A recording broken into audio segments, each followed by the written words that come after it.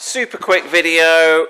Those of you that are following our series where we're upgrading the brake discs, we've now got the front brake disc on our Discovery 4. We've got the rear brake disc drilled and grooved, and we're now going to bleed the brakes. And then the next video in the series is going to be adjusting the rear brakes. And then the next video after that is going to be road testing and doing the rear brake shoe bedding, which is a whole thing we've never done before, but that will be the series finished then. Bleeding, most guys out there are going to know how to bleed brakes. So basically your brake system is hydraulic, it has a fluid in it. The fluid, DOT4 brake fluid, is hygroscopic, it absorbs water. So over time it will absorb water, and if you get too high water content in it, when it gets hot, water turns to steam and you can lose your brakes.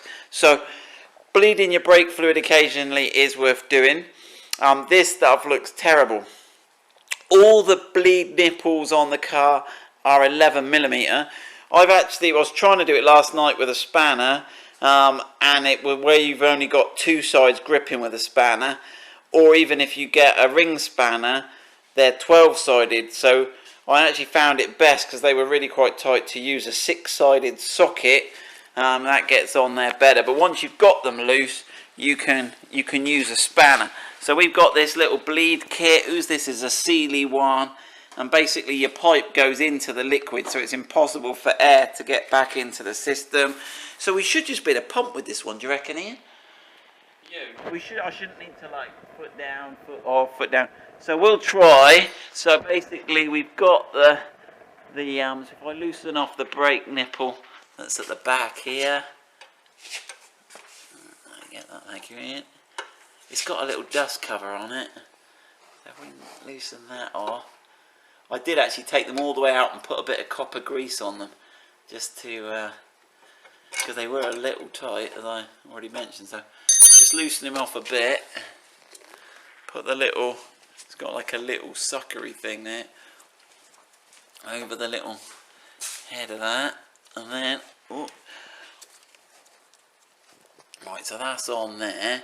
And then if Ian pumps the brakes, let's have a look what comes out down the tube. Yeah, we got stuff coming. Yeah, that's pretty dark, and if you look at that, that's pretty dark and horrible. Oh, it does not look good. So what you've obviously got to do is do that and then check that. Alright, you're doing good, Ian. Right, we've got to keep an eye on the brake fluid at the front, because obviously you don't want to start, if you drain too much, you're going to be sucking air in again. So yeah, you got loads to go, and I think we're better off trying to get rid of most of this here. So you can see it, if I wobble it a bit, you can see the level there.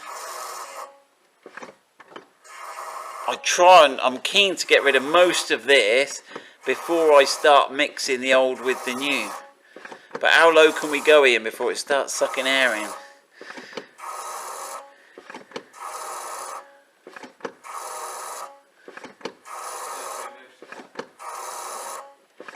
What do you reckon? I mean, you're nearly halfway now, but I reckon we could get down to quarter, don't you, Ian? Yeah.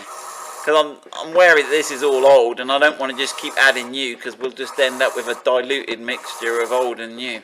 So there's the new brake fluid we're going to put in. We've nicked a top, so it's easier to pour off a automatic transmission fluid filler. Right, you're halfway in. Right, so we'll keep doing that, and then what we're going to do, you don't need to watch us do it all, but that, I mean, that's even worse now.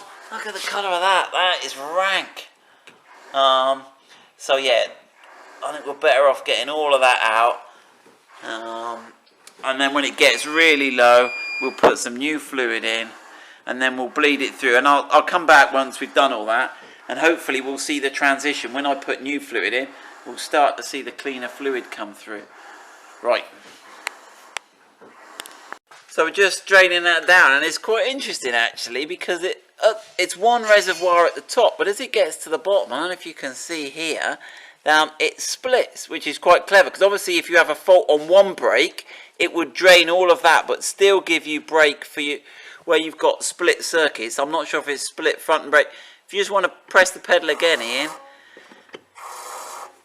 they're going down at a different rate as well. So if you had a fault on one, that's quite a clever design. Right, I reckon that's low enough now to refill that. I keep going a bit more. Bit more.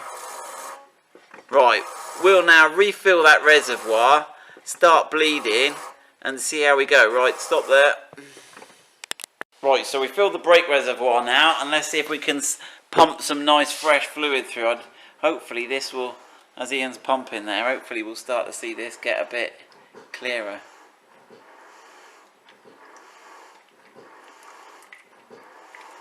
We've got to pump all the, and when that starts going clear, then we'll jump on the next cylinder. That's starting to get a little bit. Yeah, that's looking better now, Ian. Right, we'll tighten that one up then. Right, stop there, Ian. That's looking a lot better now. And then we'll tighten that up and we'll go and bleed each of the other ones in turn.